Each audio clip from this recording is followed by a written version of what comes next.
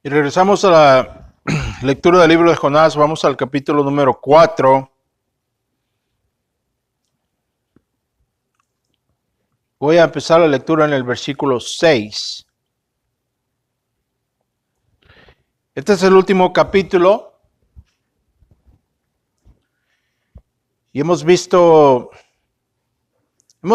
este extraño libro, porque realmente es un poco extraño, donde uno de los personajes principales de este libro es el profeta. Jonás, quien quiso huir de Dios, quiso huir de la presencia de Dios cuando la palabra de Dios vino a Jonás para que fuese a predicarle a un pueblo, ¿verdad?, que era pagano, a los asirios. Dios lo manda a predicarles a ellos para que se arrepientan. Pero a Jonás no le parece la idea. Hemos visto que Jonás odiaba a los asirios. Y a él no le parecía la idea que Dios fuese misericordioso con ellos, porque realmente eran un pueblo malvado, estos eran unas personas, el nivel de depravación que ellos tenían era increíble, eran unos bárbaros. Cuando ellos, los crímenes y las atrocidades que cometían cuando ellos invadían a otros pueblos eran realmente muy grotescas. Estos eran unos bárbaros, gente que vivía de la misma manera. La ciudad de Nínive se componía de 5 ciudades en una. En el texto leemos que le tomó a Jonás 1 día y medio para llegar al centro de la ciudad, ¿no? Entonces esta era una sociedad depravada. Y el hombre de Dios pues no le parecía bien que Dios tuviese misericordia de ellos. Le parecía quizá injusto. Y es interesante cómo el apóstol Pablo nos dice, ¿verdad?, en su segunda epístola, nos dice que la escritura es apta, suficiente, posee todo lo que el hombre de Dios puede necesitar. Es buena para corregir, para enseñar, para redarguir, ¿verdad?, para regañar. Así de que para que el hombre de Dios tenga todo lo necesario, ¿verdad? Dice la palabra, es completamente equipado. Y aquí vamos a ver algo muy interesante que quizás alguien diga, ¿verdad? Bueno, hermano, yo no sé cómo usted llega al tema del medioambientalista desde el libro de Jonás, ¿no? ¿Cómo es que usted hace esa acrobacia, esa gimnasia teológica? ¿Verdad? Pero vamos a ver que la palabra de Dios es vasta y toca todo. Miren, hermanos, es bien simple. No hay nada que el hombre pueda inventarse que Dios ya no lo sepa. Dice que él cacha al astuto en su astucia. ¿Sí me explico? La Biblia es suficiente para todo. La Biblia tiene todo lo necesario. ¿Cómo me gustaría que más evangélicos tuvieran esta opinión de la Biblia y dijeran, vamos a ver qué dice la Biblia acerca de esto que estamos haciendo o aprobando en nuestro hogar, ¿no? Vamos a leer. Jonás está enojado, ¿verdad? Por lo que les comenté. Porque Dios le da arrepentimiento a este pueblo y Dios se arrepiente de el mal con el cual les había amenazado. Y a Jonás esto le parece injusto, le parece difícil, le parece que no es la manera de hacer las cosas. Así es que el Señor le pregunta a Jonás, ¿verdad? Porque Jonás está enojado y le dice que él ya quiere dejar de vivir mejor, ¿verdad? Señor, yo ya acabé. Ya Yo soy el capitán de mi propio destino, así es que ya, ¿verdad? Quítame la vida. Ya decidí yo hasta cuándo voy a vivir. Ya vimos eso también, ¿verdad? Y lo vinculamos al hecho de que la epidemia de suicidios que tenemos ahora en día tiene mucho que ver con el hecho que hemos separado la mente de los jóvenes de la palabra de Dios. El hecho de saber que hay un Dios, que su vida no es el resultado de una colección de hechos fructíferos y de suerte, ¿no? Del destino, pero hay un propósito. Y el Señor dijo, ¿tienes acaso razón para enojarte? Versículo 4. Entonces salió Jonás de la ciudad y se sentó al oriente de la misma. Ahí se hizo un cobertizo y se sentó bajo la sombra hasta ver qué sucedería en la ciudad, ¿verdad? Jonás sale y se va y se sale de la ciudad y se va y se sienta para ver qué va a suceder. Para ver si cae fuego del cielo, ¿no? Como Sodoma y Gomorra, ¿no? Esto nos recuerda la actitud de los hermanos del trueno, a Juan y a Santiago. Señor, la gente no escucha, ¿quieres que los calcinemos? Llamamos fuego del cielo, ¿verdad? Bien rápidos. Y esta es la manera en que los judíos, era una tendencia, no una proclividad, una tendencia judía, ¿verdad? Ellos se veían como superiores, ¿verdad? Al resto del mundo, la gente escogida de Dios, ¿no? El pueblo escogido. Parecido al sentimiento de los americanos. ¿Verdad? Ellos son americanos, de hecho, no sé cómo es que lo hacen, pero de alguna manera ellos están en la Biblia, ¿verdad? Como el pueblo escogido de Dios. Todos van para el cielo, todos los americanos van para el cielo y es un país que está lleno de corrupción y aborto y orgullo, altanería, desde el más pequeño hasta el más grande. Pero bueno, Señor, ¿verdad? Sale Jonás a ver qué va a suceder.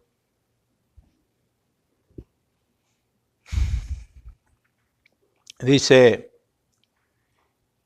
es muy interesante, hermanos, pongan atención porque aquí nos deja ver, ¿verdad? El señorío de Dios sobre la creación.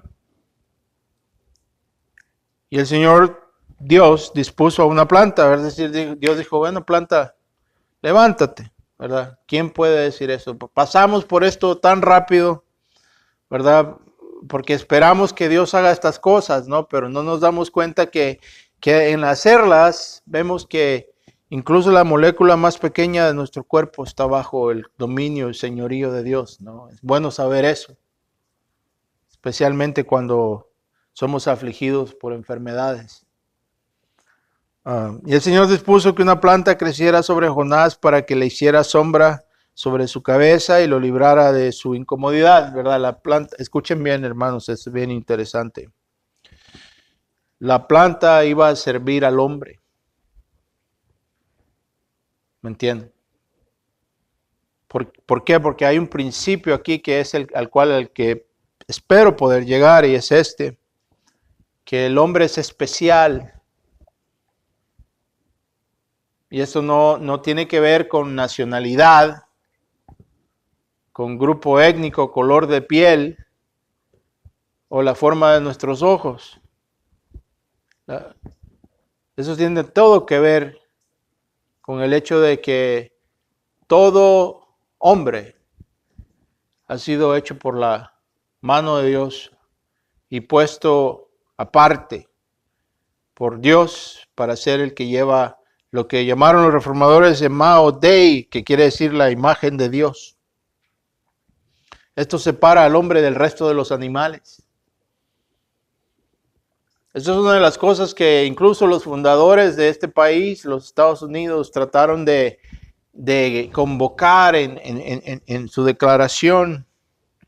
en su constitución del país, de los derechos del hombre, dijo Benjamin Franklin, ¿verdad? Influenciando el lenguaje de la Constitución, que estas verdades, dice, se evidencian a sí mismas. ¿Cuáles verdades? Que todo hombre es creado igual ante los ojos de Dios, con ciertos derechos que no se pueden negar, que son inseparables de la dignidad humana. No tiene nada que ver con dónde nació el individuo. Tiene que ver todo con que el hombre lleva la imagen de Dios. Y hermano, ¿y usted cómo llega hasta ahí desde el libro de Jonás, verdad? Que no nos enseñan a aplicar la escritura. Eso es lo que sucede. La planta sirve al hombre porque el hombre es especial. Es lo que Dios está haciendo aquí. Y vemos que Jonás se alegra grandemente por la planta, versículo 7, pero Dios dispuso un gusano que en el alba destruye la planta, al día siguiente ataca a la planta el gusano y ésta se seca.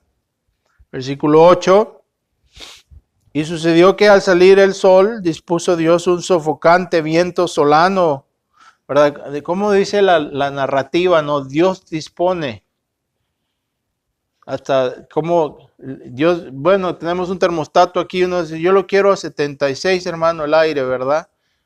Hasta en eso reflejamos a Dios, ¿verdad? Que queremos control del clima. Pues Dios tiene su control del sol, ¿verdad? Y dice, vamos a ponerlo que brille más o brille poco. Dios dispone que el sol en esta ocasión va a herir la cabeza del profeta.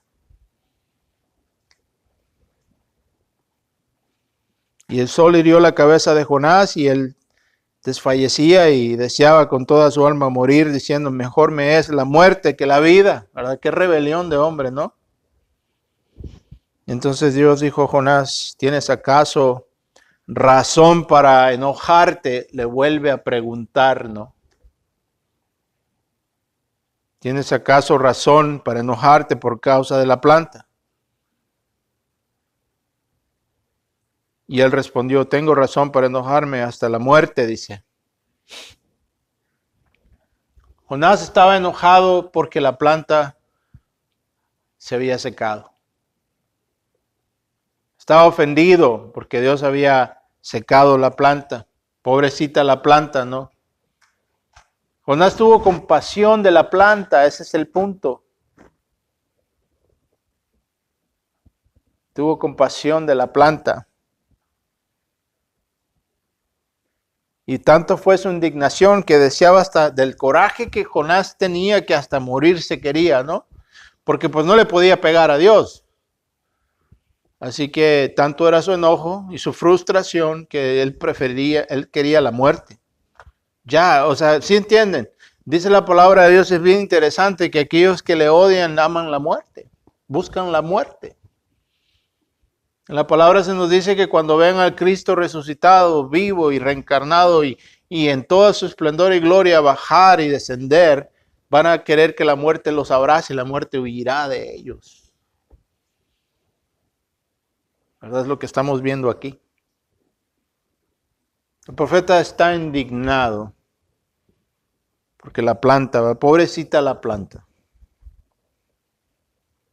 El Señor le dice, versículo 10, tú te apiadaste de la planta por la que no trabajaste, ni hiciste crecer, que nació en una noche y en una noche pereció. De esta planta tú tuviste piedad. Y dice, y no he yo de apiadarme de Nínive, la gran ciudad en la que hay más de 120,000 personas que no saben distinguir entre su derecha y su izquierda, y también hay muchos animales.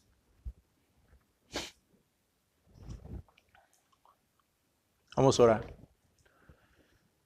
Señor, ayúdanos en esta mañana. Ayúdame a servir tu palabra, Señor.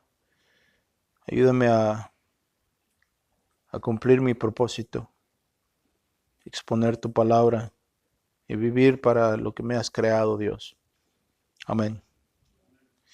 Una de las cosas, una de las marcas, una de las distinciones, una de las señales que marca la decadencia de una sociedad es cuando el interés por el medio ambiente, la fauna y la vegetación sobrepasa el interés por el prójimo. Una de las marcas y distinciones, una de las cosas que distingue el énfasis, que distingue la fibra moral de una sociedad es cuando esa sociedad empieza a poner más importancia en los animales,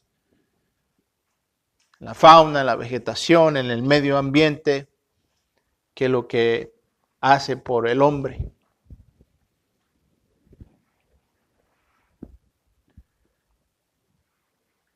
Muchos de nosotros hemos visto el incremento del medioambientalismo.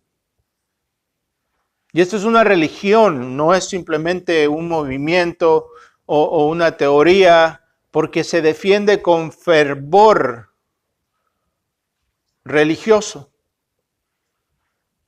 Y no proviene de una cosmovisión bíblica, es decir, este sentimiento, esta proclividad, este fervor del medioambientalismo no proviene de una visión cosmobíblica, sino que viene de una visión pagana, viene de una cosmovisión, de un fundamento que niega que hay un creador que está a cargo de la creación. Por consecuencia, entienden que este planeta es todo lo que tenemos. Estamos a la merced, estamos en el océano de la suerte y el destino, a la merced de las fuerzas naturales del universo, ¿verdad? Y esto se refleja en muchas cosas. Estamos inundados con videos de tsunamis, videos tembló aquí, tembló allá, la gente tiene miedo, viene un cometa, nos va a destruir. Desde que yo estaba pequeño me acuerdo que decían venir el cometa tal y nos va, en el año tal nos va a pegar, y uno se llenaba de temor, ¿no? ¿Por qué? Porque pues no había un Dios que está en control de todas estas cosas. Entonces, hermanos, si no hay un Dios que controla estas cosas, entonces tenemos que salvarnos a nosotros mismos. Y dirá, bueno, hermano, ¿y eso qué a mí qué me importa, verdad? ¿Qué tiene que ver con el precio del arroz en China? Bueno, es que la mentalidad que mueve, que la mentalidad, el pensamiento, pues las ideas que mueven estas cosas son de consecuencia. Y han afectado incluso, escuchen bien, la tasa de nacimiento del mundo. Más de algunos de ustedes han escuchado, ¿verdad?, las teorías de conspiración que flotan en el internet, donde está este grupo de millonarios con recursos que se reunieron para conjugar, ¿no?, el virus. Y uno de esos hombres es uno de los abogados por la reducción de la población mundial, porque nos estamos comiendo el planeta. Entonces el hombre ya no es visto como la razón por la cual el planeta existe, sino que se ha volteado el asunto y ahora existimos para salvar el planeta. ¿Por qué? Porque es todo lo que tenemos.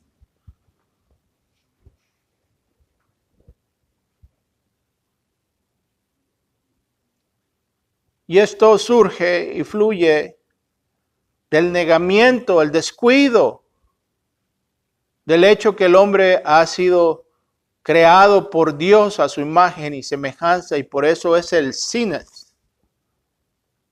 de la creación.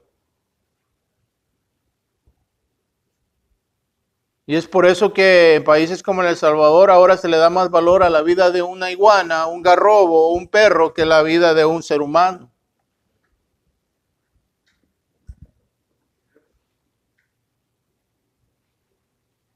Cuando removemos del corazón del hombre el hecho que el hombre ha sido hecho a la imagen de Dios y por eso tiene que ser visto y hay ciertas dignidades que el hombre posee que no dependen del lugar donde nació, sino del hecho de ser hecho a la imagen y semejanza de Dios. Incluso los mismos fundadores de este país reconocieron eso porque lo vieron, el abuso de esto lo vivieron en Europa, de donde ellos proceden,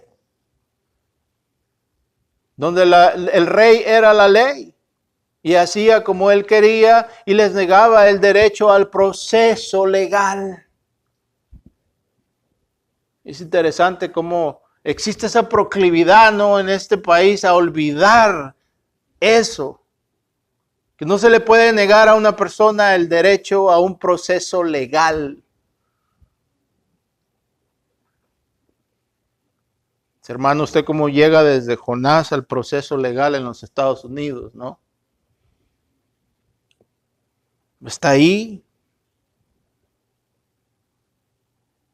Jonás está más preocupado por la planta que por los miles de seres humanos que van a perecer. Es interesante la incongruencia de muchos evangélicos en los Estados Unidos que están preocupados por sacar a las personas de este país y con ese mismo aliento quieren ir a nuestros países a predicarnos su religión.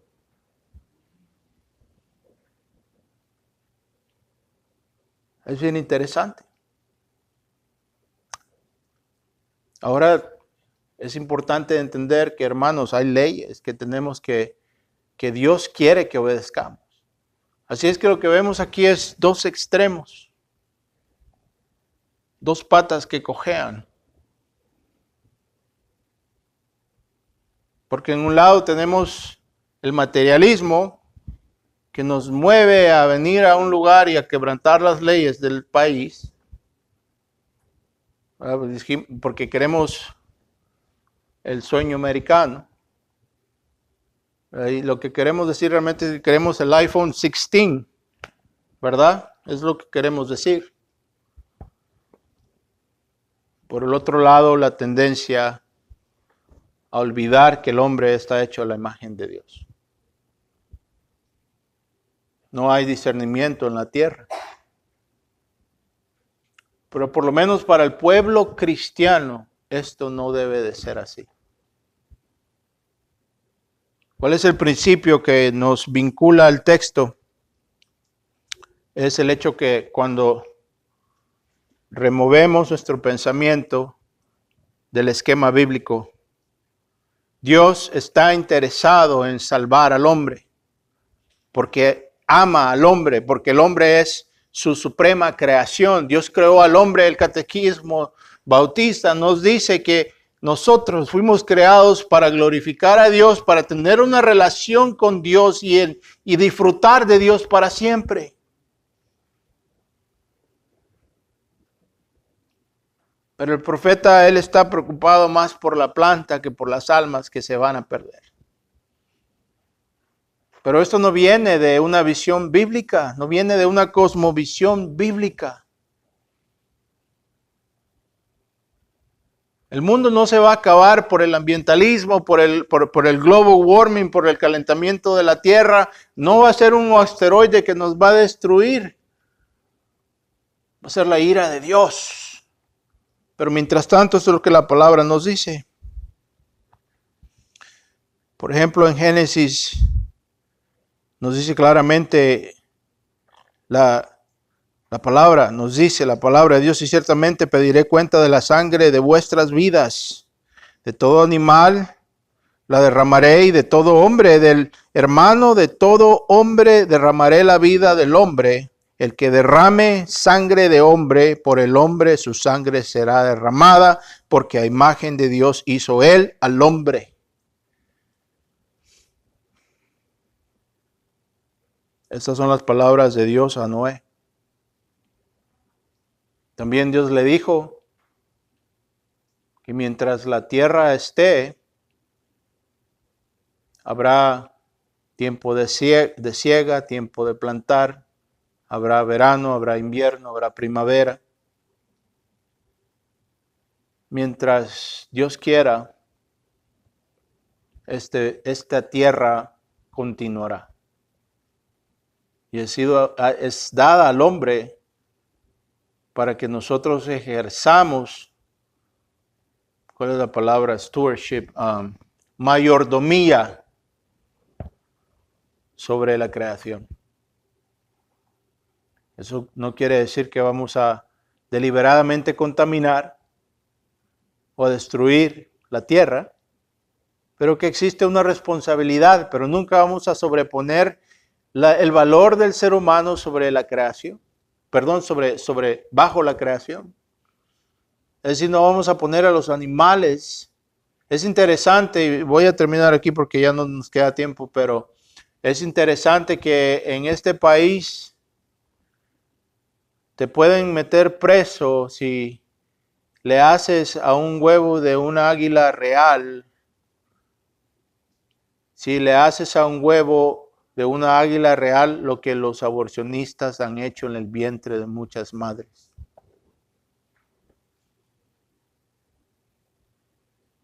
Si deliberadamente matas un animal de esos, la ley te perseguirá. Pero en este país, en muchos estados, se le da la droga metoprestone a las mujeres para que puedan matar a sus hijos en el vientre. ¿No estamos atravesados?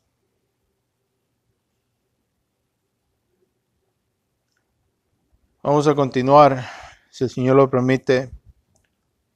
Llegamos al final del libro la próxima semana, si el Señor me da vida. Vamos a orar. Gracias, Señor. Tu palabra no regresará a ti vacía. Y esa es mi única esperanza. Amén.